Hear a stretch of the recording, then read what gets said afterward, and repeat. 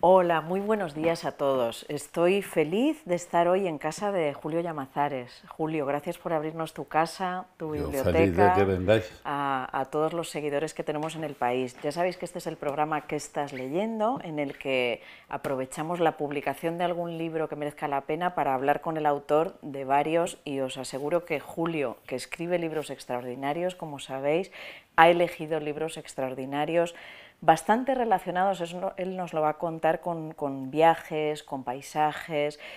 Y os voy a decir por qué. Las Rosas del Sur es su recorrido por 75 catedrales, ¿verdad? 75. Ahora no, yo quiero que nos lo expliques tú, pero quiero llamar la atención. Él publicó hace muchos años Las Rosas de Piedra, una primera aproximación a las catedrales.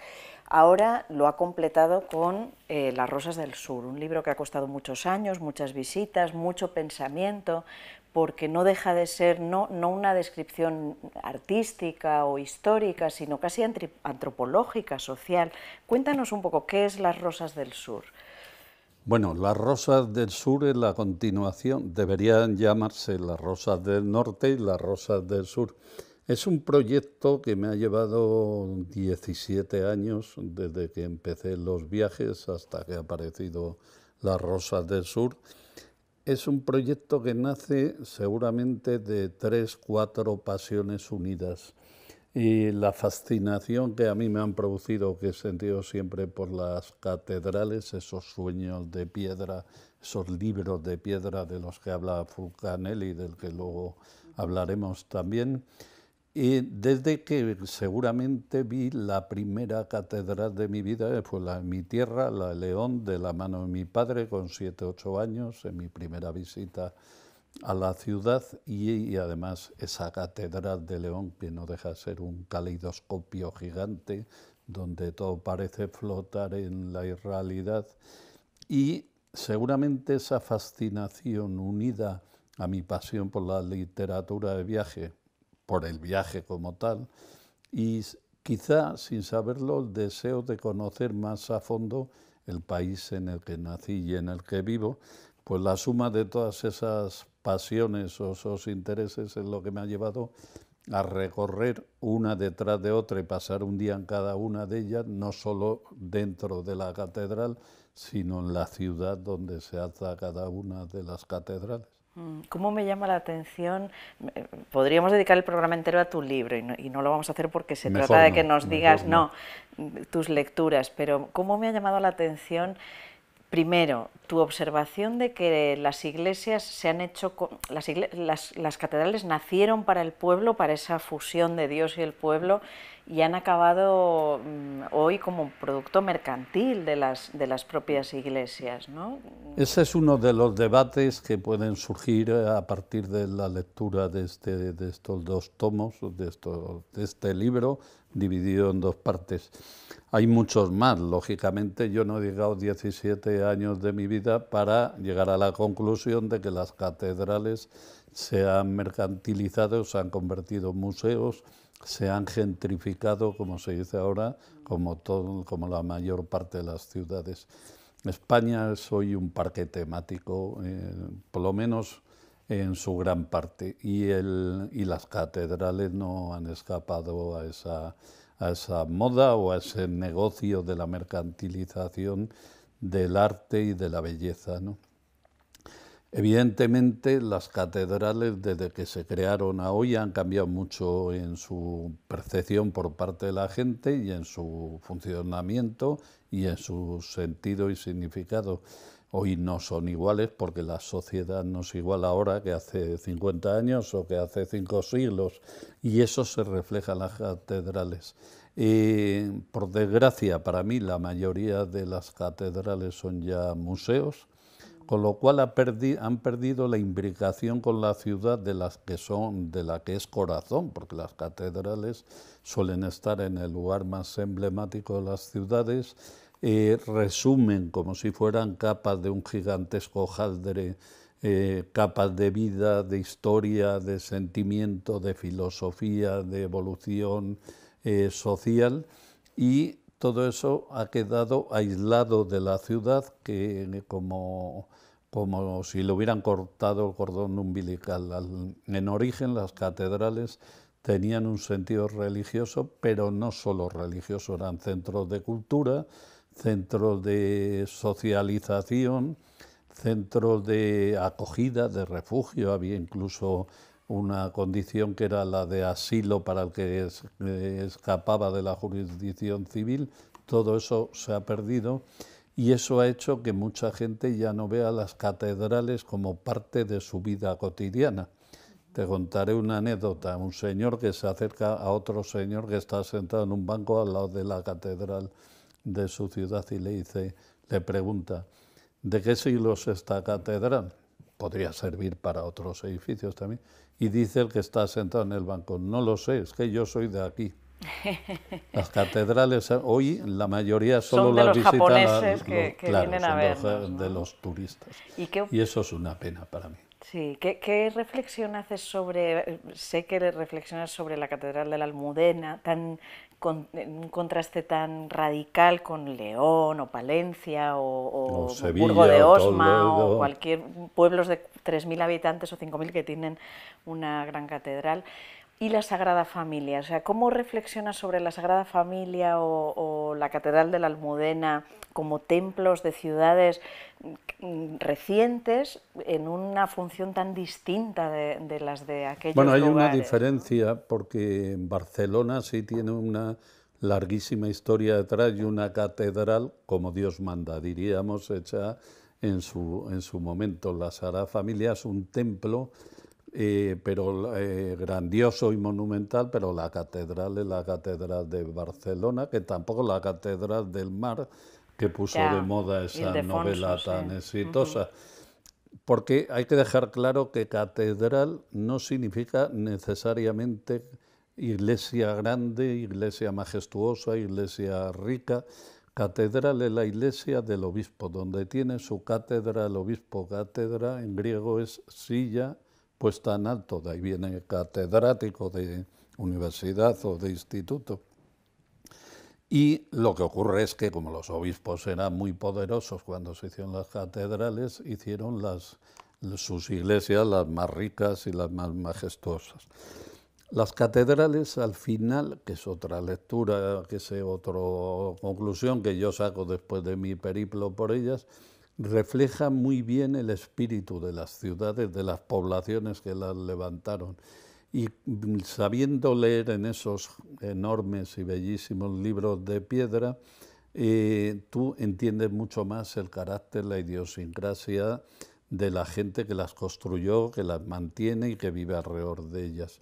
Cuando tú llegas, como decías, al Burgo de Osma, a Tui, a Ciudad Rodrigo, a Guadix, y ves enormes catedrales y monumentales catedrales, ya entiendes que ese lugar, que ahora es un pueblo pequeño muchas veces, como el Burgo de Osma, fue una gran ciudad en su tiempo, fue una ciudad muy importante. Cuando llegas a Madrid y ves que la catedral es una impostación, es un chalet religioso de nuevos ricos, te dice que Madrid era un pueblo hace cuatro Que parece que siglos. quiere competir con el Palacio Claro, Real, ¿no? porque las grandes ciudades quieren tener los símbolos que indican su capitalidad y su grandeza. Entonces Madrid, que ni siquiera es ciudad, oficialmente es villa y corte, claro, no podía permitirse en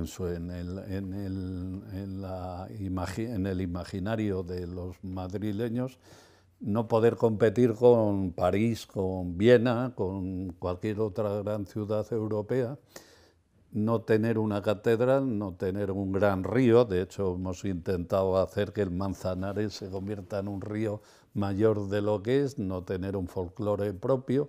Es decir, los elementos distintivos de la grandeza de una ciudad se intentan impostar, como los nuevos ricos cuando se quieren equiparar a la aristocracia de toda la vida, pues en sus salones quieren poner a cuadros que a veces ni les gustan para parecer que han subido estatus social. Ese espíritu de nuevo rico o de ciudad inventada que se va solidificando poco a poco de Madrid, se advierte también en su catedral, como en otras se advierte en otras cosas. Bueno, te he pedido libros que te hayan ayudado en tu obra. Has elegido Fulcanelli, El misterio de las catedrales. ¿Qué podemos aprender aquí? Bueno, he elegido dos, el de Fulcanelli y este de la época de las catedrales, que son muy diversos, para la redacción y la documentación de estos libros de las Rosas de Piedra y las Rosas del Sur. Yo he manejado mucha bibliografía. Te diré que lo que más trabajo me ha costado es luego eliminar información para que no se me convierta, porque claro, yo no quería, yo soy escritor, yo no soy especialista ni en arte, ni en arquitectura, ni en historia, aunque he aprendido muchísimo, claro, con todos estos viajes.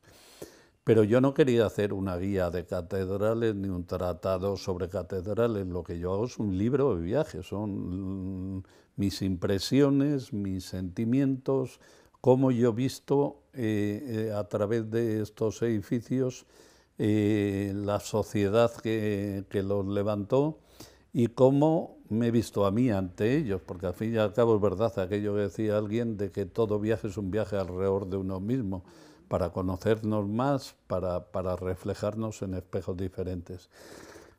Yo, como digo, he manejado mucha bibliografía y he elegido dos libros de los muchos que he manejado para escribir. Uno, que El misterio, que es un clásico, El misterio de las catedrales de Fulcanelli, que es un personaje misterioso de principios del siglo XX, que no se sabe bien quién era Fulcanelli, ni siquiera se sabe bien si era una sola persona.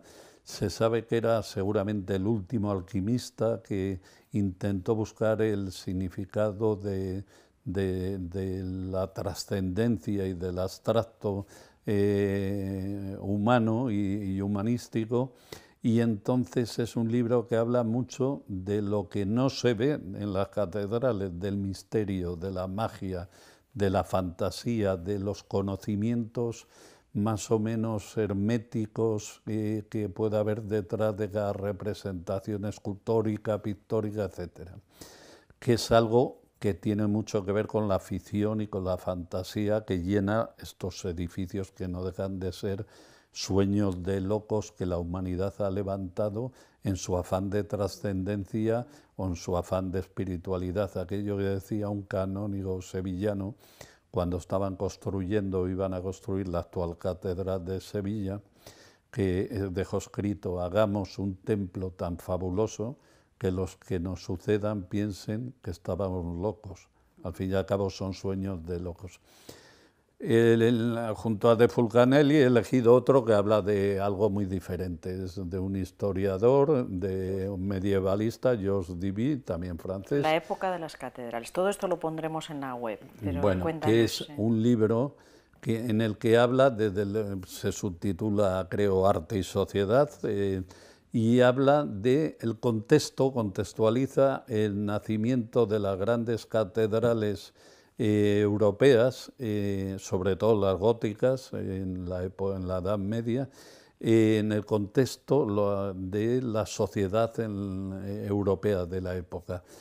Estos grandes templos que se construyeron en un momento en que Europa, la humanidad, pasaba de la barbarie, dice él, a una cierta espiritualidad y a un cierto afán de organizar no solo la agricultura, las ciudades, las relaciones entre las personas, el contexto en el que surgen las catedrales, que explica muy bien por qué esa necesidad de construir en la tierra la ciudad de Dios, que es lo que viene a significar la catedral. Es una representación de la Jerusalén celeste, por eso domina el casco de las ciudades, el perfil urbanístico, determina el urbanismo de las ciudades y cómo eso tiene una conexión con la manera de pensar, de sentir, de vivir de la sociedad de la época. Podría haber elegido algunos más, pero bueno, he querido elegir estos dos, que además de los que incluyo las dos citas que abren el primer tomo de las Rosas de Piedra. Estupendo. Vamos a Eugenio Trías, La funesta manía de pensar, en Galaxia, una recopilación de artículos también de viajes de Trías. De viajes y sobre todo, filosofía. Son artículos de prensa. Eugenio Trías es un filósofo barcelonés que a mí he leído bastante y que a mí me ha influido muchísimo. Y que he elegido 4 libros al margen de esos 2 en función de su conexión con la idea que a mí me movió para hacer las rosas de piedra y las rosas del sur, es decir, el viaje, el pensamiento y cómo contar el reflejo de nuestros sentimientos y nuestros pensamientos en esos espejos que son las catedrales, pero que son también las ciudades en las que están, los caminos entre ciudad y ciudad. Por tanto, he elegido 4 libros muy diferentes, pero que hablan de la relación entre paisaje, pensamiento y sentimiento, emoción y la búsqueda de la belleza, que es lo que busca la literatura. Eugenio Trías tiene un libro para mí fundamental que se llama Lo bello y lo siniestro, en el que, uniendo 2 frases, una de Rilke y otra de Schelling, Rilke dice: lo bello se comienza o lo siniestro que todavía podemos soportar, y Schelling dice: lo siniestro es aquello que, debiendo permanecer oculto, se nos ha revelado.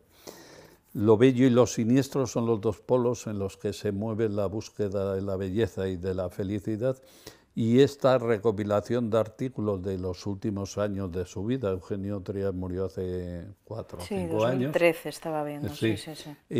Resume muy bien el pensamiento y sobre todo acaba con un artículo, con un texto precioso que se llama El gran viaje, que es una reflexión sobre la muerte, porque al fin y al cabo todo viaje, entre otras reflexiones, nos lleva a pensar sobre la desaparición, sobre el paso del tiempo.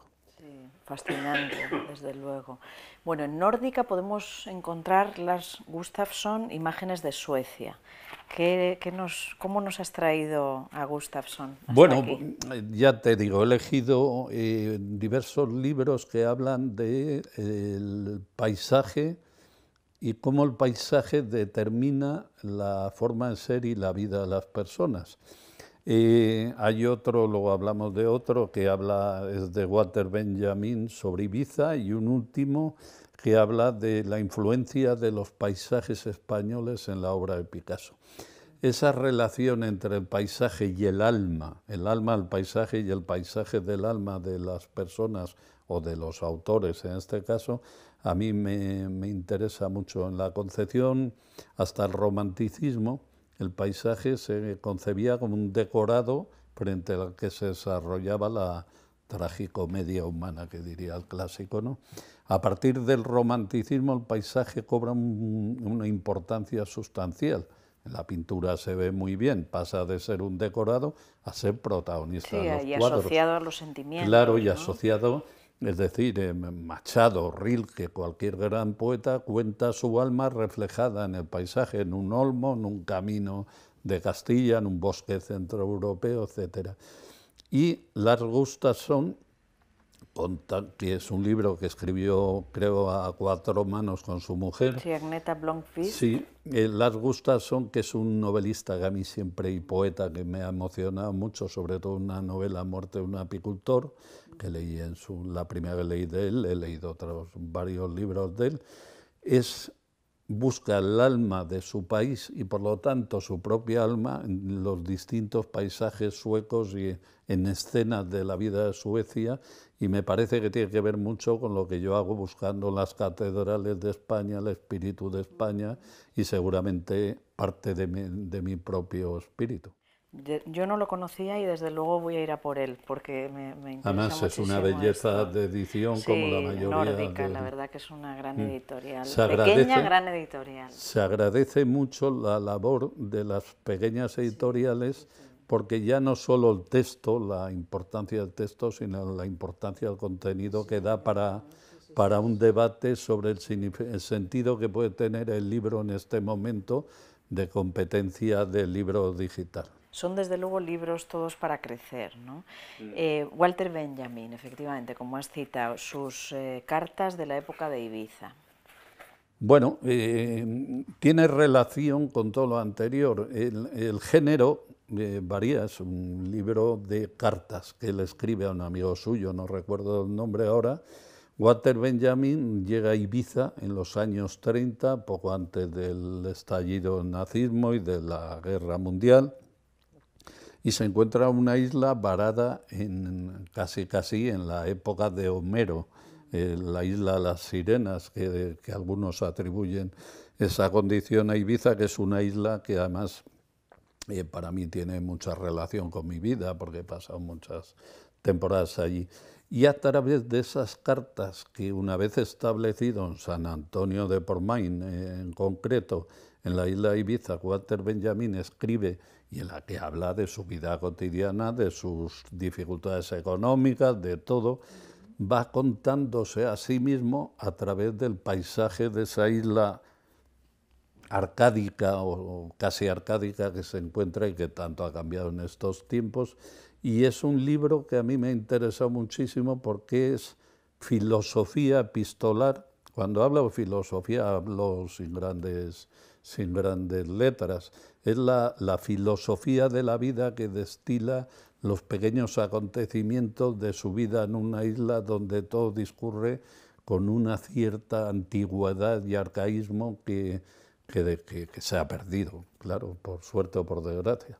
Ahora he recordado que yo creo que Eugenio Trías también iba a Ibiza, es una conexión que... No lo sabía, pero no me extrañaría. Es una conexión que he hecho que no es literaria, pero sí. Los paisajes españoles de Picasso, fascinante bueno, también. Debo advertir que fotografías. Es un pequeño acto de nepotismo, de corrupción Te por vamos mi a parte. acusar rápidamente de prevaricación. A ver, Sí, cuéntanos. es un libro, digo un pequeño acto de nepotismo, porque no solo yo colaboro con un pequeño texto que es menor, junto a otros varios autores como Rivas, Mendoza, Rafael Inglada y algunos picasistas o picasianos más. Es un libro de fotografías de Cecilia Orhueta, que es mi mujer, por eso digo que recomendar un libro a mi mujer puede parecer un pequeño acto de corrupción, pero no lo Estamos recomiendo entre por amigos. eso. No lo recomiendo por eso, lo recomiendo porque el sentido del libro y la belleza del libro, que es innegable, tiene mucho que ver con esto que hablamos del reflejo del paisaje en la obra literaria, en la obra artística, fotográfica en este caso, cómo el paisaje influye en la mirada y en el alma del que lo mira, y en este caso no solo de la fotógrafa, sino de Picasso, del pintor. Son los 6 paisajes, es una recreación o una revisitación fotográfica de los paisajes que marcaron la sensibilidad de Pablo Picasso, los paisajes españoles, estarían los franceses luego, ¿no? Que son, para mi sorpresa, yo sabía de Málaga y de Barcelona, pero Picasso, después de Málaga, su adolescencia transcurrió en Coruña, luego tuvo una época de bohemia y de melancolía y cuando vino a estudiar a Madrid, a la Real Academia de Bellas Artes. Hay obras fundamentales, claro. muy Y sobre todo, él dice Picasso, que sí. donde lo que le marcó su sensibilidad fueron el Retiro y el Museo del Prado, donde vagaba aquel chaval que se aburría en las clases académicas, y Barcelona, y 2 escapadas que hace, una por enfermedad a Horta San Joan en las tierras del Ebro, que llaman, en la sierra, en la zona gandesa, donde empezó, por ejemplo, su primer cuadro cubista, la montaña cubista de Horta, y luego otra temporada que pasó en un pueblo del Pirineo que yo no conozco, se llama Gósol, donde le impactó muchísimo, entre otras cosas, el románico del Pirineo, que luego, viendo la pintura de Picasso, entiendes mucho, y viendo las fotografías de este libro, ¿no? Cómo el paisaje influye mucho más de lo que creemos en nuestra sensibilidad, en nuestro estado de ánimo, en nuestra manera de ser. Por eso he elegido estos libros relacionados con mis libros sobre las catedrales. Da igual un paisaje natural, un paisaje urbano, un edificio como las catedrales, todo eso nos está llenando de emociones, de belleza, de perturbación, y eso determina nuestra manera de ser. Bueno, yo me quedaría aquí 4 horas más hablando de todo esto porque Pues nos me quedamos. ha fascinado.